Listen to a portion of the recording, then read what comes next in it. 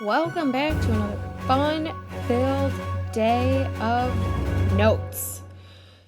So the last couple days we've been talking about identifying independent, dependent variables, picking them out of a word problem, and it kind of explaining why one is independent, why the other is dependent, and that the dependent is going to depend on the independent. Today we're going to dive just a little bit deeper and interpret independent and dependent variables. So you'll see we have just our regular linear function, y equals mx plus b, m, b. Remember that this m is my slope and this b is my y-intercept. If we're looking at a linear function, we'll go a little bit more into this in a couple unit, like I think three lessons from now, something like that. We'll go a little bit deeper into this linear function, but just to refresh our memories a little bit. So we've got this x variable, and x is what we're plugging in a number for x. So this x variable is my input. It's also my independent variable. It's the thing that's happening first. I'm plugging it in, doing a couple things to it, and the y variable is going to be my output or the dependent variable. So depending on what I put in, so my independent variable, I plug something in and the dependent comes out. So if we go back to I think yesterday's notes with the cucumbers and the pickles, I put cucumbers into that jar. I add a couple things, the vinegar, the spices, and out comes the pickles. So the independent was my input and my output is the dependent. My dependent depends on what I'm plugging in, okay? If I'm looking at a table of values, I can either arrange these tables, I can arrange it vertically, going up and down, or horizontally, going left and right. They're both the same, give you the exact same information. So for this vertical table of values, I have my input variable, which is the independent. It's also my x values, just like I said here. X, independent, input, all the same thing. Dependent is my output, and it is my y variable. So we've got our x, we've got our y. So if I'm going from 1, if I put in a 1, I get out a 5. So maybe I added 4. So I'll do the same thing to the next one. I put in a 2 and I added 4 and I get out a 6. All right. If we're looking at it horizontally, remember I said that they're the same chart, just arranged differently. Sometimes you'll see charts vertically, sometimes you'll see them horizontally. Depends on how the creator created it. So again, independent variable is my input, also my x values. Dependent variable is my output, and it is my y values. Plugged in a 1, and I got out a 5. Again, added 4. So if we plugged in a 2, we added 4, we got out a 6. Okay, so they're the same thing. Don't get stumped up if it's vertical or if it's horizontal. Now, if we're looking at a graph here, so instead of a table, we're given a graph. Notice we have x values along this x-axis and y values along this y-axis. So, remember, independent variables are my input. They are x values. So if I'm going my independent, My independent variable is always graphed on which axis? The x-axis, because it's x values. Okay? So that means the dependent variable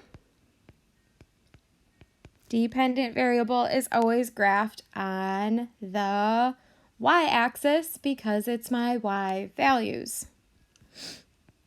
And this is always. Independent is x values, dependent is y values. So my independent values are on the x-axis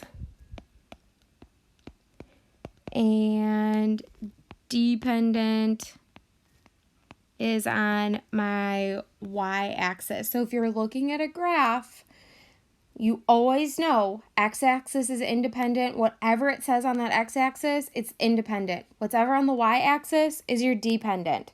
Okay, so if you get a problem, you should instantly know which is which. Okay, let's go to our first example. For each scenario below, label the independent and dependent variables on the correct axis and sketch what the graph would look like. Be sure to include units of measure. I want everyone to be as thorough as possible with everything. I want units. I want everything nicely explained. Don't leave anything out. So, first example, Cliff dives from a cliff 75 feet above a river. It takes him only 1.5 seconds to hit the water and then another 0.5 seconds to descend 10 feet below the river. So what are the two variables? What are the two things or the two units that are being measured? What can we measure? Well, we can measure, I see feet. Okay, feet's happening a couple times here, feet. And we also have seconds, which is time. Okay, so what is depending on what? So we've got time and we have the height of where Cliff is at. So let's think about this. Is the height at which Cliff has dove from the cliff, is that depending on the time? Or is time depending on the height? Well, time depending on the height doesn't really make sense. So it's got to be the height depending on the time. So time is independent and height is dependent. Independent goes on the x-axis, dependent goes on the y-axis, and then it said be sure to include your units of measure. So how do we measure time in this scenario? Well, we're talking about seconds. So we'll label seconds here. And how is height being measured? It's being measured in feet, like I boxed in my example. So just a couple questions that they want to know. How is time measured? Well, time was measured in seconds. We already had that. And how is the height of the water being measured, or the height of the water measured, or how far Cliff is in the air being measured? It's being measured in feet. How would you determine the height above the water after 0.5 seconds?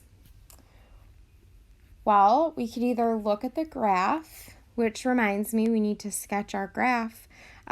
So Cliff, is he starting at 0 feet? Well, no, he's not starting at 0 feet because that would be a pretty boring cliff to jump off of. It said that he started his jump 75 feet above the water. So 10, 20, 30, 40, 50, 60, 75. Okay, just a quick little sketch.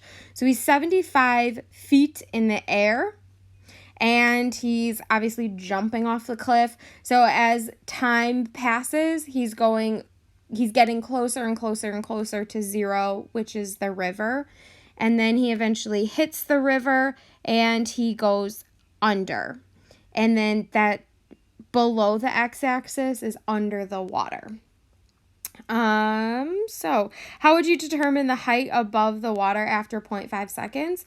Well, since we sketched this like rough little graph here, you could look at the graph, but since our graph wasn't very accurate, the only thing that would really be accurate is plugging it into the formula, inputting 0.5 seconds, because that is your independent variable. Time was independent.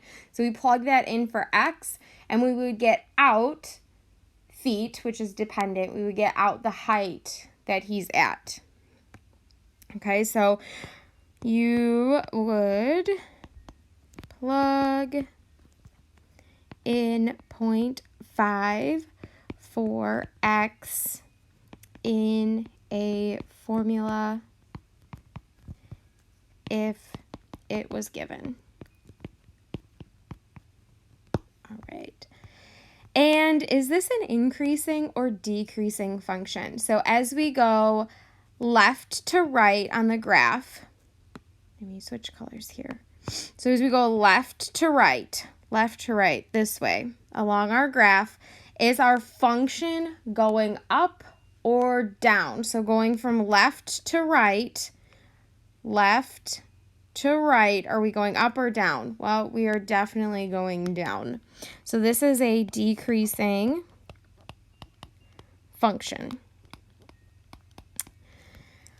And the last one, what is the meaning of the point located on the x-axis? Well, the point on the x-axis is this one right here. It's where our function crosses the x-axis. What is that point representing? Well, we have an x value and a y value that determine this point. Remember, x comma y. And x values are time, and y value is the height. So it would be time comma height. So the height that Cliff is at 0 seconds. We know that this is 0 because when we hit the x-axis, this is 0. Or yeah. So y value is 0. So the height is 0 feet, and this x value is time. So the time that he is at 0 feet. And do they tell us? Yep, it tells us it takes him only 1.5 seconds to hit the water. So this time is at 1.5 seconds. So that was a lot of work to figure this answer out, but we managed to persevere through to our answer. So the meaning of the point located on the x-axis, if you want to be super, super thorough in your answer, you would say that this point is when Cliff hit the water, which was at 1.5 seconds. And all of these short answer questions are an excellent, excellent opportunity for you to get a 5, which 5s are kind of rare in math because it's hard to go above and beyond when I'm asking you just to solve something. But anything that has an explanation to it, anything that you need to explain, is a really good opportunity for a 5. And I encourage all of you to try for those 5s. Okay? So let's move on to number 2. Candace is a building manager for the Crowley Enterprise office building. One of her responsibilities is cleaning the office building's 200-gallon aquarium. For cleaning, she must remove the fish from the aquarium and drain the water. The water drains at a constant rate of 10 gallons per second. So maybe you didn't want to graph first. Maybe that was a little confusing for you. And you were like, I didn't know where to start. Okay, let's try starting with some of the questions, and maybe the questions will help us with our graph. So how is time being measured? Well, time, let's see, looks like we're talking in minutes because I see minutes in the problem. So time is measured in minutes. And how is the water measured? Well, it's a 200-gallon aquarium. The water is draining at a constant rate of 10 gallons per second. So I'm seeing gallons a lot. So the water looks to be measured in gallons. Now, using the question here, I'm able to go back and I figured out the two different units of the problem. So now I can go back to the graph and piece those two units in. So again, what depends on what? Is time dependent on the gallons drained from the tank, or is the gallons drained from the tank dependent on time? Well, time doesn't really ever change. Time just keeps chugging along, same constant pace forever and ever and ever. So time is 99% of the time going to be your independent variable. All right, 99% of the time is independent. So most likely you will always see time on your x-axis. Not always. It's not a hard, fast rule. Sometimes time is not the independent variable, but most times it is. So that's always a really good spot to start, is thinking time is the independent variable. Okay, and then that leaves the water in the tank measured in gallons to be our dependent variable. So we'll put that on our graph to label it. So water in tank, and that's measured in gallons. And then let's just quick sketch our graph before we forget, because I kind of forgot to last time. So is the water in the tank, are we filling the tank or are we draining the tank? Well, it says that the water drains, and we're draining the water. So draining the water is indicating that the water level is going down. So the water in the tank is starting at 200 gallon aquarium. So I'm going to assume that the water is just filled all the way up to the top, even though it's probably not, but that's just a good place to start. So I'm going to assume it's 200 gallons of water in the tank, and as time goes on, we're slowly draining the water out. Okay? And if you noticed, as I was doing that, what kind of crazy magic I just did. So you can draw your line, and if you've got a shaky hand and you don't want a squiggly line, draw your line and then hold, and it turns to a straight line. So if you've got pretty crooked, crazy lines, this is a really good way to draw a straight line. And if you didn't totally get it perfect, maybe you wanted it a little bit over, you can move this, like, you can move the whole line over, or you can move one end. This little scissor tool up at the top, I just clicked on that, hit on the actual line, and then I was able to either move the bottom, move the top, or move the entire line itself. So if you want to play around with that a little bit, I think that's a really nice feature that Notability has. All right, back on topic. We're getting off topic here, people. All right, last question. How many gallons of water are drained from, that should be from, that's a typo, from the aquarium in 2 minutes? All right, well, if we go back to the problem, the water drains at a constant rate of 2 gallons per minute. So every minute, 10 gallons are being drained. In 2 minutes, how much water is drained? Well, 2 times 10. Okay, or if you didn't like that, 10 plus 10, because 1 minute, 2 minutes. Okay, either or will get you to the same place. So 2 times 10 is 20. Do not leave your answer as 20, because I'll have no idea what you're talking about. 20 what? We want complete, thorough answers that are easy for me to understand. So 20 gallons are drained in the 2 minutes. All right. It's a nice, thorough answer. And guess what? That completes our notes for the day. Go ahead and try the practice problems on your own. They are a little difficult your first time going through trying to interpret, but that's okay. Try your hardest. As soon as you get stuck, go ahead, take a look at the answer key. If you're still stuck, if you're still so confused, let me know and I will help you out. Have a good rest of your day.